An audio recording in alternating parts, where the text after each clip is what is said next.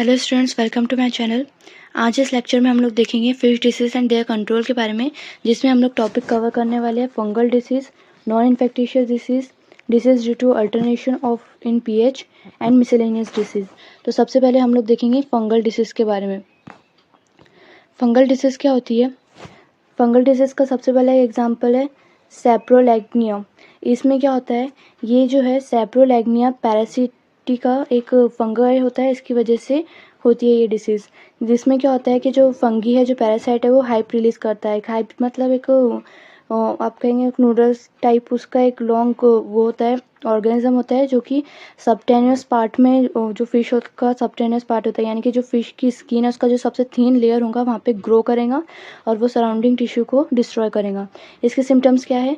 Week, fish become weak, जो fish है वो वीक हो जाएंगी, हेमोरेज हो जाएगा यहाँ में, यानी कि यहाँ पे क्या होगा कि जो ब्लड है वो स्किन से बाहर आने लगेगा। ब्लाइंडनेस, फिश ब्लाइंड हो सकती है। इसका ट्रीटमेंट क्या है? Phenoxethol destroy the fungi very rapidly. जो फिनॉक्सिथॉल जो केमिकल है वो फिश जो फंगाई है उसको बहुत जल्दी से मिटा देता है। अब उसका ही दूसरा जो डिसीज़ है फंगल डिसीज़ की, वो क्या है? गिल रूट। गिल रूट की इस वजह से होती है ब्रैंकियोमाइसिस की वजह से जो डिसीज़ है गिल रूट वो होती है। ये कहाँ पे होती है? गिल में, क्योंकि अगर इसका नाम ही गिल रूट है तो ये गिल्स पे ग्रो करती है, ठीक है। Due to the blocking of blood circulation and it is obstruct the respiration. जो ब्लड सर्कुलेशन है उसको ये ब्लॉक करते हैं, जिसकी वजह से रेस्पिरेशन में ऑब्स्ट्रक्शन देखने को मिलती है, जिसकी वजह से फिश की डेथ हो जाती है। इसके सिम्टम्स क्या है?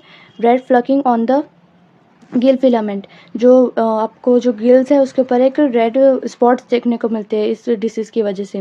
और इसका ट्रीटमेंट क्या है? Removal of the disease fish from the pond. जो डिसीज जिस फिश को हो रखी है उसको पॉन्ड से निकाल दिया जाए, ठीक है। उसके बाद क्या आता है? नॉन इन्फेक्टिशियस और नॉन पैरासाइटिक डिसीज़। अब इसका जो एग्जाम्पल है वो क्या है? एस्फाइजिएशन में क्या होता है कि ये इसे गैस डिसीज़ कहते हैं या फिर एयर एम्बोलिज्म कहते हैं। आपको पेपर में पूछा जा सकता है कि एयर एम्बोलिज्म किस डिसीज़ को कहा जाता है, या फिर एयर एम्बोलिज्म किस डिसीज़ में होता है। तो ये क्यों होता है?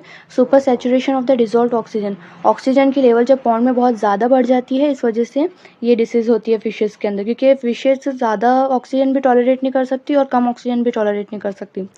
उसके बाद क्या है? Affected fish show the small air bubbles beneath the skin around the eyes and in the stomach and intestine and blood capillaries.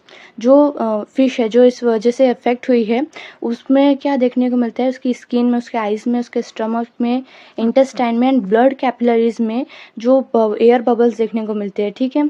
इसके सिम्टम्स क्या है? Appearance of the gas bubble in the gill filament, heart and blood vessel. Gas bubble, छोटे छोटे gas bubble जो होते हैं वो आपको उसके कैपिलरीज में देखने को मिलेंगे, ब्लड वेसल्स में देखने को मिलेंगे, हार्ट में देखने को मिलेंगे, ठीक है।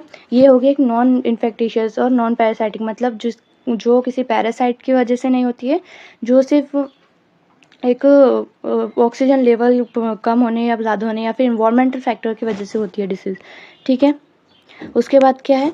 Disease due to alteration in pH. अब पीएच जो होता है पॉन्ड का वो भी मेंटेन रहना बहुत ज़रूरी है, क्योंकि अगर ज़्यादा पीएच होगा तो भी खतरनाक है फिशेज़ के लिए, कम होगा वो भी डेंजर है फिशेज़ के लिए। तो एसिडोसिस ये किस वजह से होता है? Decrease in pH. पीएच में डिक्रीज होना यानी कि उसका एसिड लेवल ज़्यादा बढ़ना। सो एसिडोसिस होता है पीएच पे, जो वाटर का पीएच हो डिक्रीज होने की वजह से।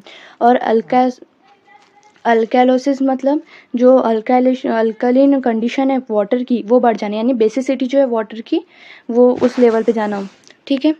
अभी उसके बाद है मिसलेनियस डिसीज़, मतलब अब इन सब डिसीज़ से भी हटके एक नई डिसीज़ क्या होता है फिशेज़ में।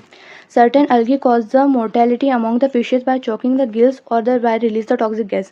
अब हम लोगों ने देखा कि जो हम जब क्लासिफिकेशन देख रहे थे एक्वेटिक वीड का, वहाँ पे हम लोगों ने देखा अलगा या फिर फिलामेंटस अलगी, जो बहुत छोटी छोटी अलगी होती है और जो हमारी जो फिश होती है ना उसकी गिल्स में जाके चॉकअप करती है गिल्स को, जिसकी वजह से फिश रेस्पायर नहीं कर पाती है, और फिश रेस्पायर नहीं कर पाएंगी तो फिर वो डेथ हो जाएंगी फिश की, ठीक है।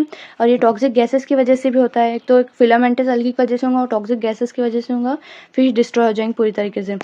उसके बाद यहाँ पे क्या है? डिसेंट्री।